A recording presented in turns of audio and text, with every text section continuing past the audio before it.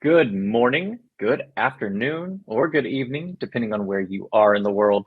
And thank you for joining this learning experience brought to you by ngrok. My name is Cody, and welcome back to Tech Strong Learning. Before we dive into today's conversation, I do have just a couple of notes to review with everyone. First of all, we are recording our conversation today. So if you miss anything that we discuss, if you'd like to watch again later, or if you'd like to share this with the rest of your team, we will be sure to send you an email with a link to the recording from today's live session. Now, if you'd like to get involved, there are a couple of ways to do so. Your first option is to use the chat tab on the right side of your screen. And when you find that chat tab, I'd like you to let us know from where in the world you're joining us today. Now, for specific questions, we do want you to submit those questions to the Q&A tab.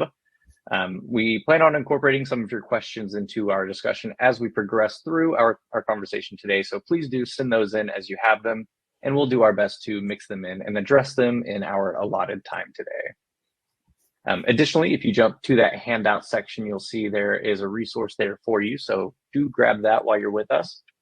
And we will be selecting 2 of our most engaged attendees today to win a $50 Amazon gift card. So thank you in advance for all of your chats, your questions, and for filling out our survey after the webinar concludes. The link to that survey is in the handouts, and we'll also post it in the chat toward the end of our conversation. So to dive right into today's topic, we're going to discuss from vision to reality, accelerating AI development with ngrok and recall.ai. Today, we are joined by Shubh Arga, Solutions Architect at ngrok, David Gu, co-founder and CEO at recall.ai, and leading our conversation is Sam Richard, head of growth at ngrok.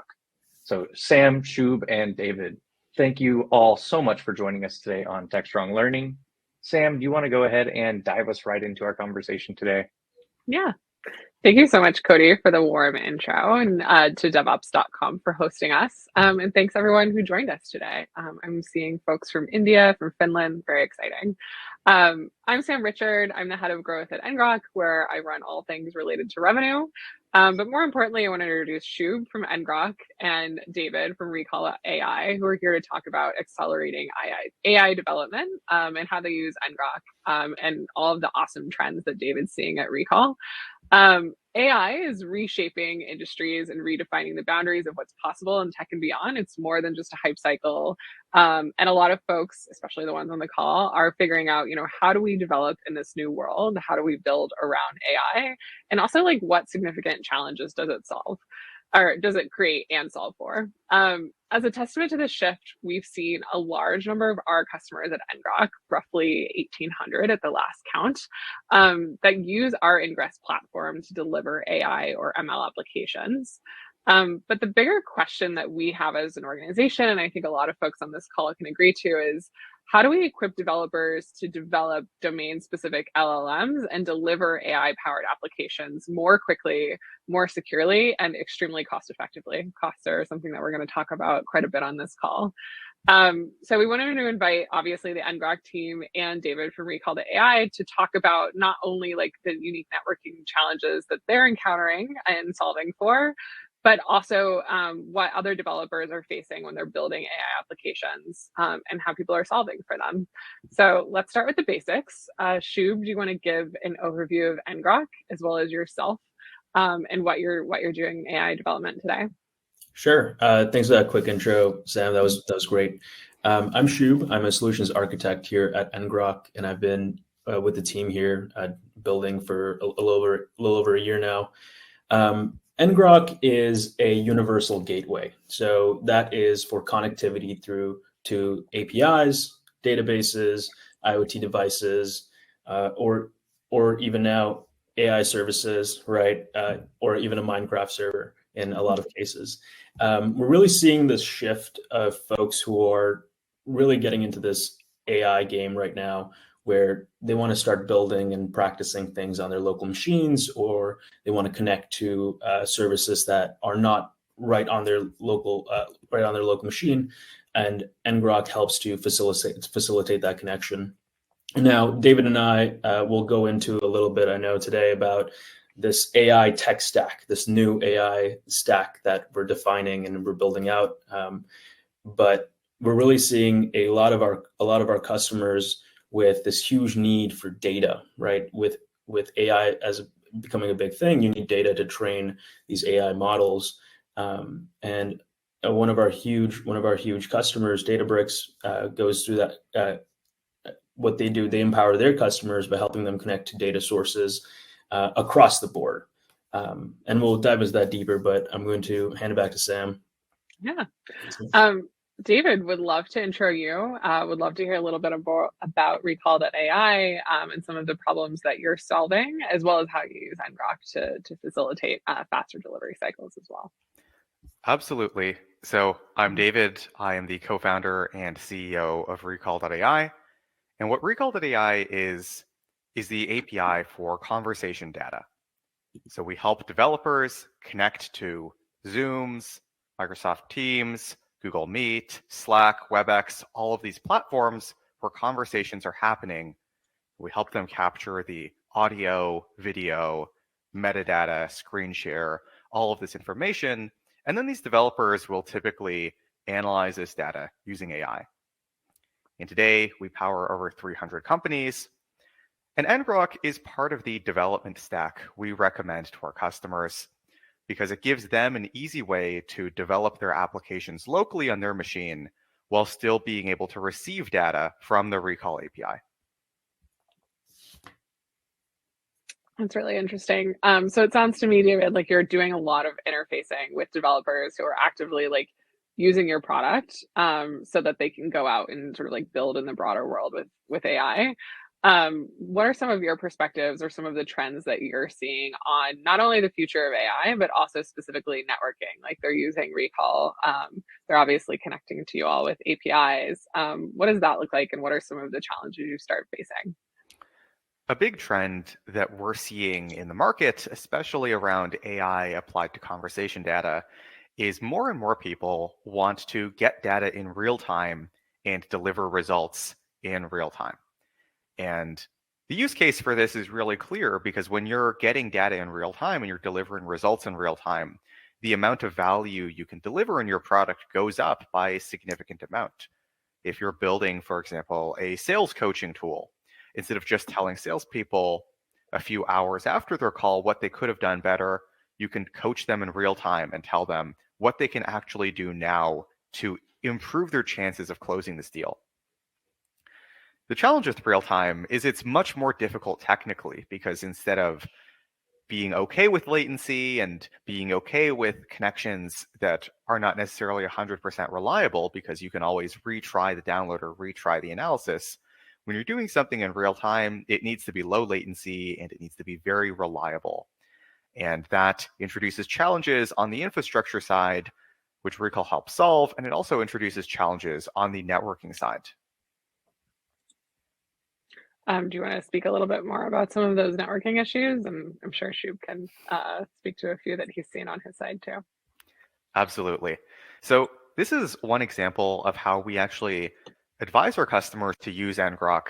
One of the forms of data we provide is real-time audio and video. And the best way to send real-time audio and video in a low latency manner is to use something like a WebSocket. We're using a WebSocket and we're sending data to a customer. They need to have a publicly accessible URL exposed somewhere on the internet where it then routes to their server. But if you're a developer building the first version of your application and you're just doing that on your laptop, you're not going to have your laptop exposed on a publicly available URL.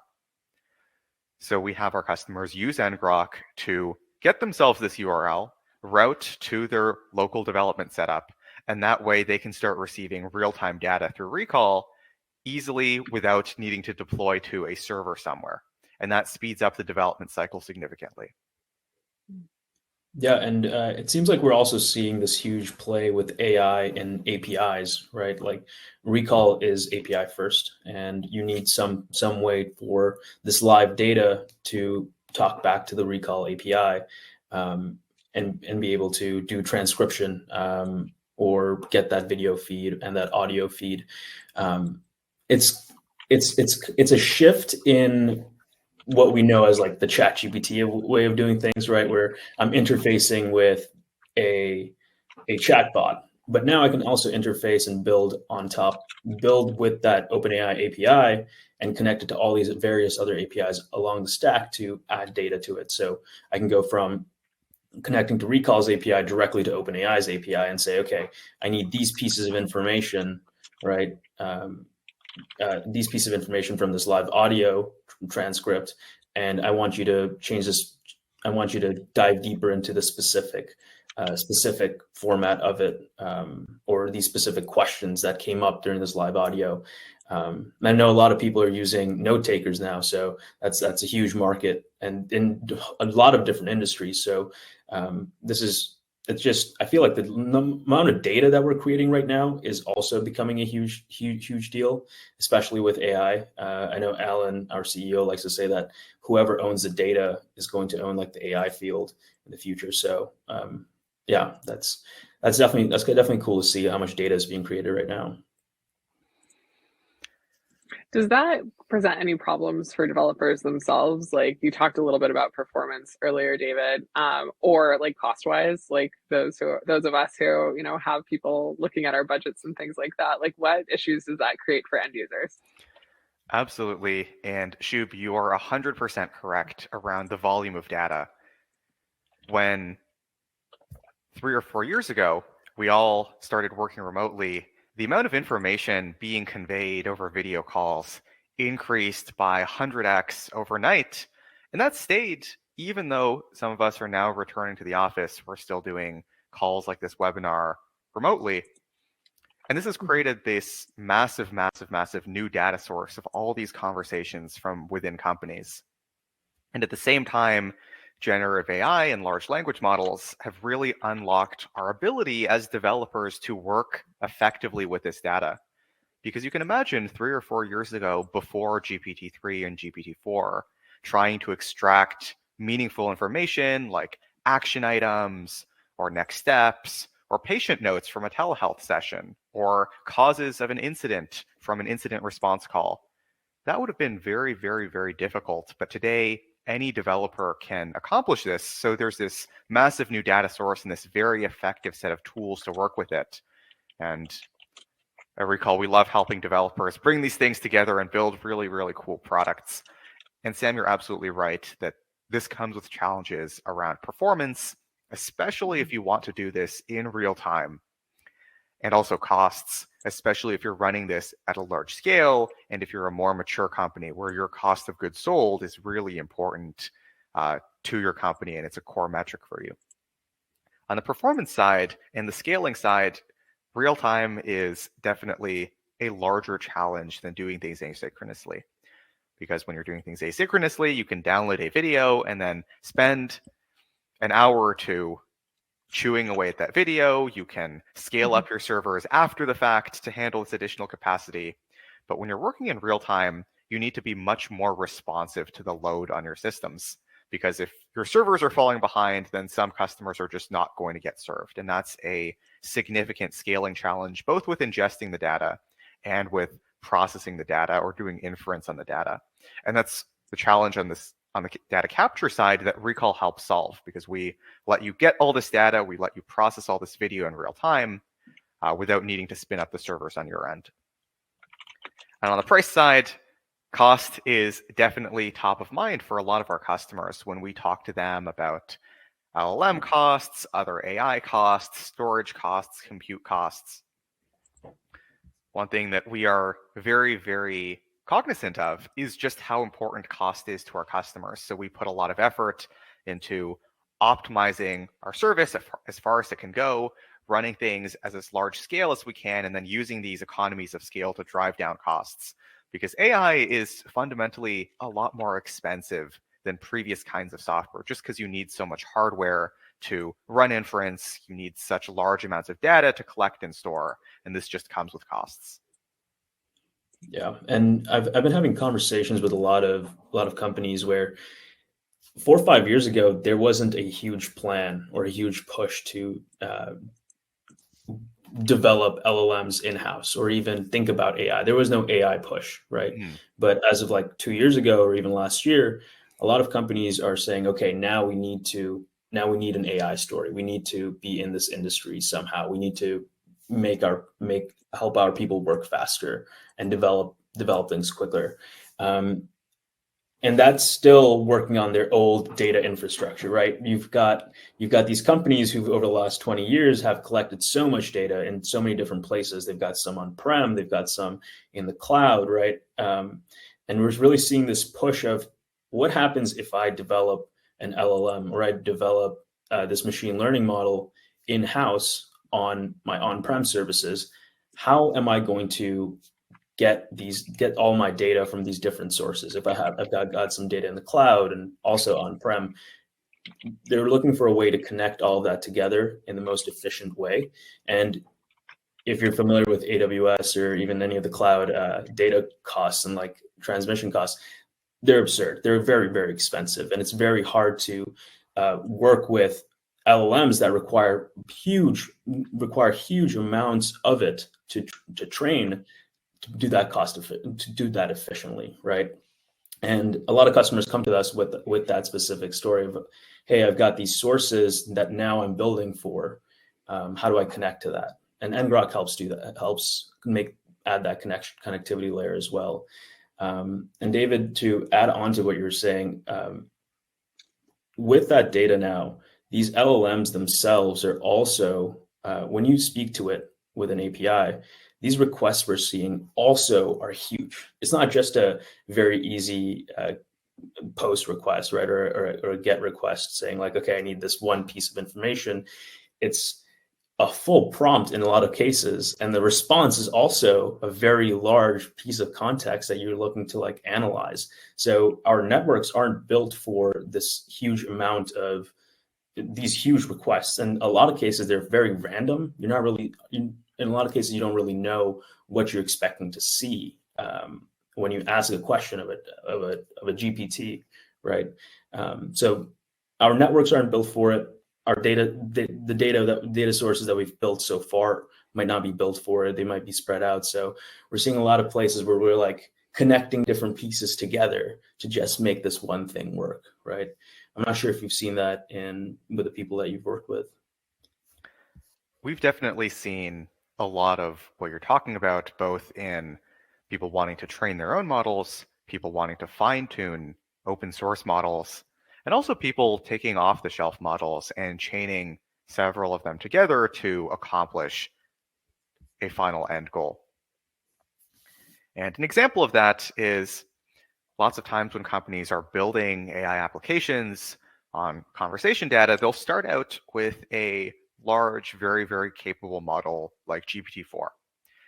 And as they develop their product, they will fine-tune this prompt that they're giving GPT-4. They'll try to get it to give them more and more precise results.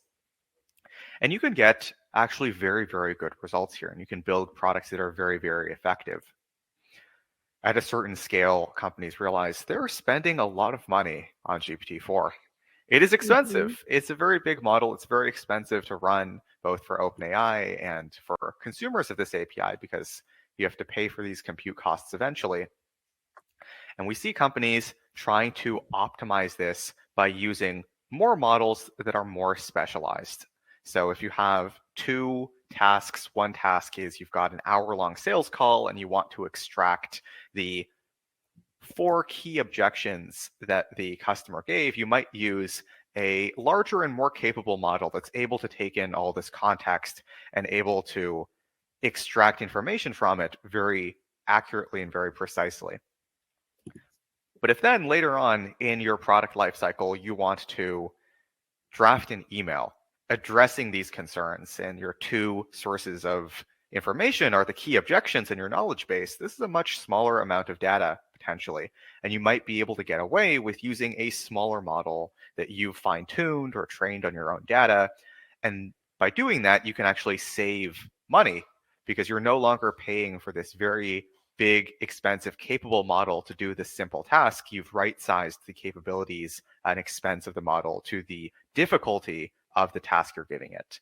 And Obviously, when you have multiple pieces all moving together, you, one, have greater networking challenges because there's more things that need to talk to each other reliably for your service to perform. And you also have greater infrastructure challenges because you have more moving pieces. You have things maybe you're hosting yourself that you need to now monitor. And there's just more things going on to deliver your application successfully. Yeah, and adding on to that, like, we get a lot of folks in the manufacturing field or who have IoT devices in the field that are constantly sensing, right? These are sensors that are constantly measuring something. It could be temperature or whatnot. And I've seen this push of deploying service like machine learning at the edge or inference at the edge, right? Let's say certain temperatures start rising in a manufacturing plant. A machine learning algorithm is trained so that it can help monitor that directly on at the plant itself without having to make that connection back to the cloud. So these are those smaller, very, very precisely trained models that you're talking about that are tasked to do one thing and one thing only. And that could be opening a valve or something like that, right, to lower the temperatures. But these companies still rely on having all of that data, right? All of that temperature data, right? The inference is done and the task is completed directly in the field itself, but they still want all of the information sent somewhere. So that could be offloading all of that to the cloud later for even further inference with maybe a bigger model or training a larger machine learning model so that they can have a better outlook for next year. So if temperatures rise next year, what they should do then. And especially with like these companies deploying solar panels and solar panel batteries out in very hot places right now. We've seen this like huge push to make sure that things are efficient and safe directly on at the point of deployment itself, rather than having to wait for a request to be sent to the cloud. Is that sort of like what you're talking about, is sort of like AI at the edge? Yep, that is definitely AI at the edge. And we're seeing a lot of infrastructure changes as well with things like Kubernetes at the edge, right? So instead of having just one workload, you can have multiple services working directly at the edge, working with multiple different sensors and performing different tasks much more efficiently than they would have been able to previously. Yeah. I feel like this sort of applies to the question that Rakesh asked about, what is the underlying mechanism leveraged in order to integrate with multiple systems? BCZ optimization plays a key role whenever we want to scale up or develop system at the enterprise level in a specific domain. So is that something that you're seeing folks do at your scale, David, or not quite yet, where you have like a number of systems that you want to integrate all together using AI? So we definitely see this across a wide variety of domains where companies using conversation data are using conversations as a large data source, but they also have other data sources to deliver this final result. And going back to an example of a sales product, you'll have your CRM, which is a great source of data. You might have external data about leads. There's a lead database somewhere that contains people's titles, people's emails, people's preferences, or other inferred information. You have the conversation with the person themselves. You might also have usage data about this person inside your product. If this is a account expansion call and you want to see, okay, how much of their capacity are they using? How fast are they growing their headcount? So we've definitely seen a lot of companies combining data from multiple data sources. And you can also take the example of a telehealth session where you have the session itself, and you also have the patient's medical history, and you also have their chart from their last visit. There's always a lot of information, and a lot of the times really, really effective product outcomes are achieved by taking all the information you have available and combining it together. Yeah, I think optimization and scalability are definitely factors that now need to be considered starting from development rather than pieces you're focusing on when you're deploying into production. So So at ngrok, we utilize certain AI tools just for questions, like technical questions within our own documentation. And when we began playing around with this, we began with the open source larger models, right? So using Hugging Face models that are pre-trained, and still being able to think about, okay, these are huge models that we're going to be using right now to test with a very small amount of data. And we've got our data in multiple different places. We've got some in AWS, we've got some on Notion, Google Docs, so on and so forth. So we got to keep that in the back of our mind during that early development stage, to think like, okay, I'm using this right now and training this with some ngrok data with this huge model, but I know I'm going to have to consider all of these disparate networks later on. So how do I do that? As we moved on from that huge trained Hugging Face model, what we realized was, okay, we don't need this huge model just to answer questions about ngrok and ngrok's tech. We can do something much smaller and train it with a lot more data that's specific to us to be much more efficient. So when we started building that out, we had to realize, okay, now we've got to think about the requests being sent out, where they're being sent to, where it was talking to the data. Is it doing it securely? Is it doing it efficiently? Right.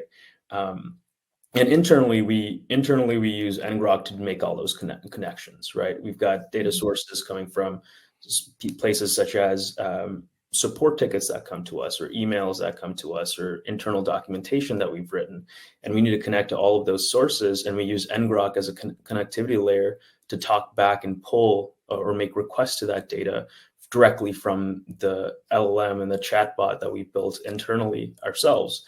So now, as our data expands and we start getting more of those support tickets, or we start making more documents internally for our own purposes, we know that we can scale with that and leave those separate from our LLM, so that if anything happens to the data, or if anything happens to the LLM itself, we no longer have to worry about, okay, wow, I moved all of this data to one place just for this one use case. Now what do I do? Right. So you got to make sure that it scales from the beginning, starting at development, rather than having to think about that at the end. Yeah. We've spoken a lot about sort of like the bigger LLMs, and we've spoken a lot about OpenAI, but we haven't really talked about what I see as a shift that's commonly happening, where folks want to train on smaller models of their own data because of privacy reasons or because of accuracy reasons. David, how are you seeing companies handle this? Are you seeing the same trend? And how are people doing it from a tooling perspective and from a development perspective? This is a really good question. And we are definitely seeing a trend of companies realizing that not only are they getting a lot of data that they can use for inference, but they are getting a lot of specialized data that they can use for fine-tuning their own models, because their domain is much more unique than the broad internet data that, for example, GPT-4 is trained on.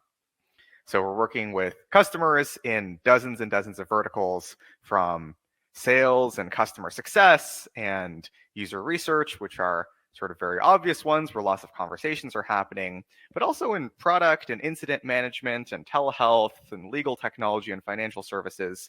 And in a lot of these domains that are less broad, that are sort of more specific, focused on one kind of interaction, customers are finding that they can actually get higher performance by fine-tuning the model on specific domain data.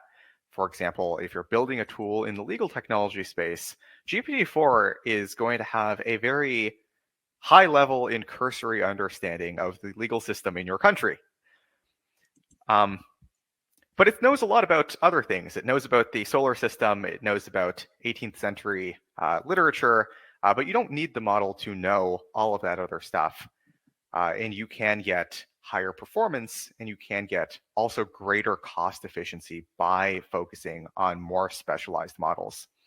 And this is a direction that potentially AI models could take, which is, today we're in the age of very, very large models that are very, very capable and approaching human level capability on a lot of tasks, like writing poetry and telling jokes and putting together recipes. We could also be heading towards a future where we have more and more specialized domain-specific models that are really good at one thing and are exposed as a library of models instead of as one mega model. That's really helpful. Do you feel like there will be increased like levels of security on those types of models? And like what are those needs that you're seeing from the market today?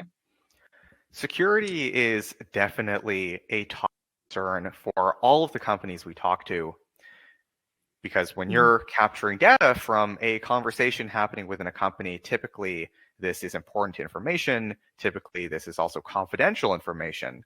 And this applies not just to us and to conversations, but broadly to the AI space. You're always working with confidential data. You're always working with valuable data. So security is definitely something that's really top of mind for us, that's really top of mind for our customers. And I think in the broader AI space, we're seeing more and more pushes towards ever more secure systems, especially as you see large enterprises say, okay, we can't use these large language models. This data is going elsewhere and we don't control it, and it's potentially going to be leaked and cause us problems.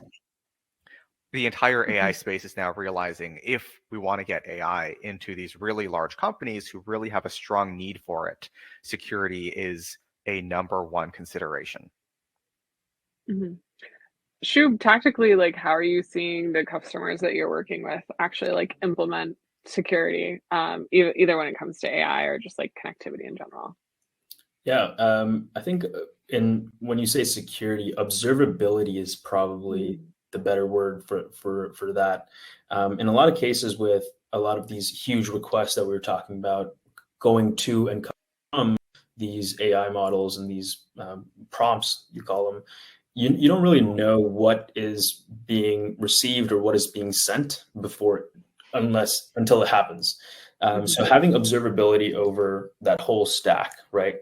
So the prompt directly to the model itself, and then from the model directly to your data sources and back is huge. So we're seeing like this huge shift in companies saying, okay, I want to see everything, right? I want observability over everything, regardless of where it is or where it's housed. And that's a huge employ in security as well. I know there's like this huge, like we talk about the AI tech stack, and there's this huge market or this word called AI gateway, where folks are thinking about, okay, how do I best protect my prompts or make sure that I'm not getting hallucination from these huge models that I'm using, right? Because that gets into like an ethics issue. So like if I'm a hospital or a healthcare provider and I'm thinking about using one of these larger models and I'm giving this advice directly to my patients, it gets kind of out of hand, right? So being able to see those prompts and say, okay, this specific answer is a no-go from the LLM is awesome, right? You get to see that whole transformation from, okay, I sent this request to say, okay, I broke my hand, what do I do next? To the LLM, and then an LLM going, okay, this is the data source that I have for broken hands, and this is what I'm going to respond with. You get this observability over that whole piece, which is really nice. And that's where we're really focusing, getting towards in the security realm of things. Interesting. If we want to sort of like get into this world, we did get one question about, this is more of like an opinion question. I don't expect either of you to really know this, but how do you think about incorporating responsible AI when you're thinking about building AI apps? I don't know if you're seeing like certain trends in the market, David. Like, do you feel like a lot of your customers are considering responsibility of AI? Sounds like Shub's worried about it, which you should be, but would love to get more of your thoughts there. So when we look at the applications our customers are building, broadly we see them paying a lot of attention to making sure that the AI in their applications is doing the right thing, it's delivering legitimate value to the customer, it's not going to do anything that's going to cause harm. I think that from what we've seen of LLMs so far, they can produce really, really good results, but they can also be misleading in some cases. If you've ever asked GPT-4 for a restaurant recommendation and then searched up the restaurant and realized it doesn't exist,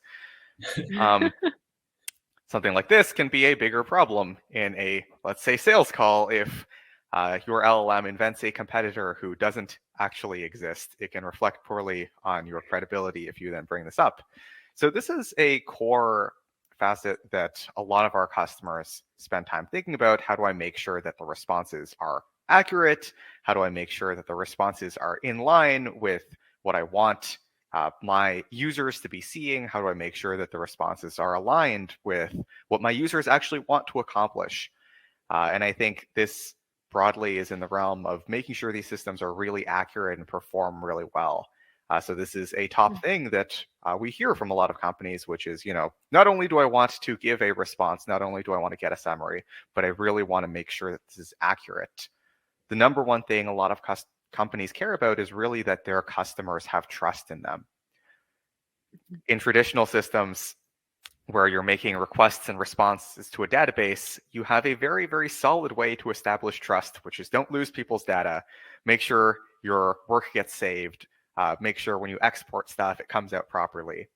AI has new challenges here because it's not a very deterministic system. There is some amount of randomness in here. So making sure that every single response or every single generation reinforces your customers' trust in you, that is really important for a lot of companies. Mm-hmm. Yeah, I mean, from a business model perspective, I feel like AI companies have some of the biggest challenges because most of them have some sort of freemium model where people can get value. But that also creates a lot of issues with their training sets, et cetera. And trust is just so incredibly important for them because it seems like people are bouncing on and off AI products constantly. From your customers, David, what type of models are most common? Are you seeing like product-led models? Are you seeing folks like selling, or are most of your customers like at the stage where they're just building and they have a number of design partners and they haven't necessarily gotten into that yet? This is a really good question.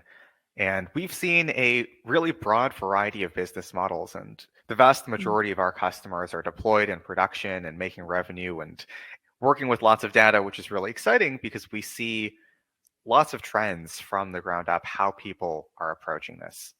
And there are a few different ways people are monetizing these AI features. And it really sort of depends on your product and your industry and your buyer. For example, if you're building a tool for, let's say,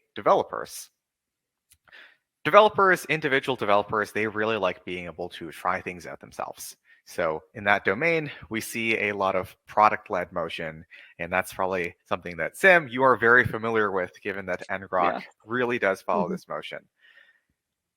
When you're selling to teams or managers or heads of department, for example, if you're selling something to a head of sales, we see people follow a little bit more of a sales-led track because in this case, the decision maker actually really does want to talk to you. They're not going to use the product themselves because they're buying it for their department, but they need to talk to you and understand your reliability, how you compare against other options, how you make sure their data is secure, how you make sure, as you were talking about earlier, the LLM generations are going to be accurate and going to add real value. And we're also seeing cases where companies have an existing product and they're adding AI capabilities on, and they're offering them as either part of a increased tier where you can pay a little bit more and get access to a lot more powerful features, or as an add-on where you can buy it a la carte, where if for a specific use case you want to generate, let's say, 5 different emails, you can pay $1 for 5 emails, and this is sort of an a la carte usage-based pricing. So there's a lot of really interesting pricing and monetization models we're seeing amongst our customers. And I think it's really dependent on what you're building and who you're serving and how do they most like to be served. Yeah. Bringing it back to developers, which is why we're all here, like, are there certain implications there? I mean, from a freemium perspective, as a freemium practitioner, like having a freemium model incurs a lot of costs, at least at ngrok. I wonder, like, how much more it can incur with an AI-based model, like an AI-based company having a freemium model, and how do you control those costs? That's a great question. And having a freemium model is fundamentally a bet that you're going to be able to attract a lot of users who really love you, and enough of them are going to be able to convert that they will pay for the costs of everybody else using the product for free. And AI doesn't really fundamentally change this equation. It just shifts some of the numbers around, where the costs to support freemium users are typically higher if you're working with AI inference or if you're working with storing large volumes of data. And that just means that either more people need to convert for this to be worthwhile, or the limits to freemium usage need to be a bit lower to keep these costs in check. ngrok, I know, has a very generous free tier. I have used it extensively, and I love the product, and I eventually paid for it as well. So the freemium model did work on me. And we're seeing the same amount of success with a lot of our customers who are building AI products, just because these products are fundamentally really useful. And you don't need to use it for a year to realize the value. You can use it for 3 or 4 sales calls or 3 or 4 daily stand-ups and realize, hey, this is actually saving me an hour every single day. I'm willing to pay 15 or 20 bucks, give this a shot, and eventually my entire team is using it and my entire company is using it. Yeah, absolutely. I agree. I'm interested to see sort of like, in this fresh space, how that shakes out and what that like common go-to-market model ends up looking like. Bringing it all the way back to sort of what we initially started on around connectivity and like how ngrok can solve for connectivity issues specific to AI. Shub, is there anything you didn't really feel like we covered today that you'd like to cover a little bit more with David? Yeah, I think what we're seeing with this API first motion with AI, we're getting these new trends in terms of what we call agents, or RAG, which is, I think, retrieval augmented generation. So you're training these huge AI models, or you're using a trained AI model that you've got internally, but give it access to do tasks like, for example, generate an email or send a Slack message. And on top of that, now you're also giving it the availability to get pieces of data, retrieve it from different sources that you give it access to. That in a lot of cases that could be the internet, like WebMD, or your own source. So you're seeing a lot of these companies, what they're doing is they're building APIs around all of their data. So instead of their data just being siloed, you have a data API now for it to be able to, for you to be able to build these agents and create a RAG type of AI. I'm wondering, David, if you're seeing this shift in agent augmented and retrieval augmented LLMs, where the customers you work with, they're recording these huge amounts of data, but then taking action directly with it. We're definitely seeing a lot of customers not only giving people responses and generations, but also taking actions based off this data. For example, from a call that you're doing, updating your CRM, or from a call that you're doing, as I mentioned earlier, drafting your emails. AI is so effective at not only getting value out of information we're receiving, but also figuring out what the correct action to take is based off that information. That I think it's fundamentally unlocked a new kind of software application, which is these AI agents. And I am personally very, very excited to see where these go. We have a number of companies building AI agents of their own on top of the Recall of AI API. Another thing you mentioned, Shub, that I thought was very interesting was that you mentioned a lot of companies are building more and more APIs around various sorts of data and various sorts of things. And this is a broad trend that we're seeing in the industry, which is that there's more and more things that are being exposed through an API. And I think that is especially exciting for AI applications.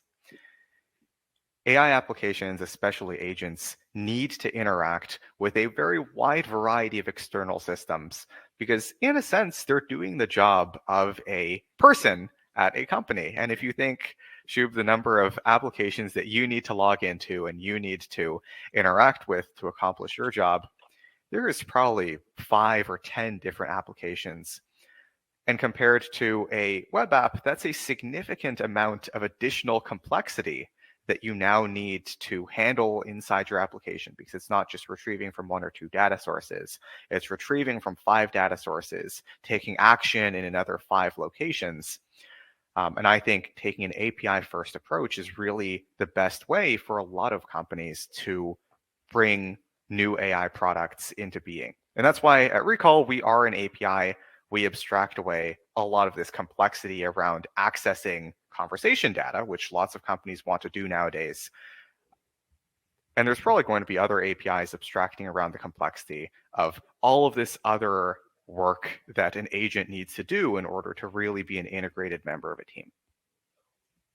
Yeah, just to wrap that up, I think with ngrok, we also take an API first approach, right? With being able to build on ngrok and on our infrastructure, you can use our API, but also with the way that ngrok, the tool itself, works, right? If you think in development, if you're serving a web application from your local machine, you get an endpoint address or a web URL address. That is basically your internet connection or your connection to your API, right? So you're really able to, like, all of these places that your AI app or any application that might need access to, that could be data, that could be other APIs themselves, you confront with ngrok as a way to really connect and have observability over everything, right? It's not just your data. It's not just your APIs. Now it's your LLM models and how they're interacting with all these different pieces, right? I don't want my sales LLM or mod AI to go and get my prescription or like know my prescription information. So you really want like observability over how these little tools and now like this randomness that's introduced to APIs is flowing through your whole network and your system. So observability and security there is a huge piece. The ngrok API, I think you guys being API first is really excellent. It's actually been super useful for us as well when we are building sample projects and when we are helping our customers get started, because there's a lot of tunneling that you need to do if you want to spin up something locally. And traditionally, if you weren't API first, what we'd have to do is have a documentation page that says, type these commands, paste this thing, put your API key here, edit this file. But because you guys have taken an API first approach, we can have a script that does the thing, the developer can read the script, know what's going on, but it avoids so much manual work. So Shub, I just appreciate you surfacing that you guys have also taken an API first approach, because that's something we have really enjoyed from working with your product. Yeah, it can make sort of like the growth and revenue side of things really challenging, because it's really hard to notify users about something new when they're just using your API, and email is such a terrible way to get a hold of people these days. But as I have ideas on that and letting people know that they can take advantage of more things in the API, I'll let you know as well, because I know that Recall has probably very similar issues. Yeah, I mean, just clearing things up, I wanted to sort of like make sure that we've cleared up all Q&A from the crowd. Looks like we're pretty good there. Was there anything else that you two would like to cover specifically around building in this space? And sort of like, this is the realm for us to complain about how challenging it can be. So let it rip as we have it. Yeah, I'm not sure if you've heard the news today of Sam Altman and Microsoft. They're building a new type of data center. Interesting. I've been hearing like a lot of rumors about rebuilding the internet stack, right? No longer using TCP or IP for these requests and going somewhere else. I know Juniper and Cisco are probably huge in this field of like, you can't use Ethernet cables anymore. You got to build a whole new different type of fiber that can connect directly to a GPU to get that very, very quick answer. So I thought that was super interesting. I'm excited to see where $100 billion goes to build a data center. That's a lot of money. That's a really, really interesting piece of news, because I think this is an absolutely correct observation that the way that data centers were designed before AI applications really became a core focus, they were designed for CPU-based servers. They were designed for 42 server units in a rack, and they were designed with a certain amount of power and a certain amount of cooling capacity. But something that's really shifted is that GPUs can be a lot denser, both in terms of energy required, heat produced. And the result of this is you'll sometimes, in data centers where people are deploying large amounts of GPUs, you'll see racks that are really partially populated. They're like a third full. And the reason they don't fill up the rest is because there's no power to deliver to these GPUs. There's no cooling capacity to cool down GPUs if there are more of them in this rack. So we're definitely heading towards a realm where data centers are going to be designed differently because the problem space has changed now that we're running large numbers of GPUs at scale. Yeah, Sam, I'm not sure if you remember, we had some folks come to us ask for help saying, I've got all these GPUs that I purchased during the Bitcoin boom when I was mining Bitcoin, and now with AI as a huge thing, I want to be able to turn that around and give folks access to my GPU so they can run compute directly on this. Yeah. Well, and they were like doing spot pricing essentially for GPUs and trading it on the open market, almost like you would stocks, which was great when Bitcoin mining was down. But now that Bitcoin's back up, it's kind of tough. Like you have to choose between AI and Bitcoin. And, you know, I think that whoever bought those GPUs is actually in a really great position to be selling. Yeah. Awesome. Cool. Well, thank you again, David, for joining us, and Cody again for hosting us, and everyone who made it. If you have any further questions, where can folks reach you? So if you have more questions for me on anything that I talked about today or on Recall in general, you can find our website at recall.ai. If you want to send an email, you can send to hello@recall.ai. That'll get routed to someone. And if you want to reach me in particular for whichever reason, you can find me at david@recall.ai. Nice. And I'm just Sam at ngrok.com. How about you, Shub? Just shub@ngrok.com. Yeah. And again, if you're into data or AI, we'll be at the Data and AI Summit in San Francisco this coming June. So please make sure to stop by our booth for some swag. And again, if you'd like to connect with us sooner, please feel free to reach out. Awesome. Well, Sam, thank you so much for keeping this train on the tracks. And Shub, David, thank you both so much for joining us today as well. It's been such a pleasure hearing from the three of you today. Thank you. So before I officially dismiss our audience, just a couple of final words. Thank you, everyone, for your chats and for your questions today. Those have made you eligible for our $50 Amazon gift card giveaway. But maybe you weren't super involved and you'd still like to be eligible for this giveaway. Pinned to the top of the chat, as well as in the handouts, will be a link to our survey. We'd love to hear your feedback about our conversation today. Tell us what you liked, what you didn't like. We're always working to improve on what we bring to you guys.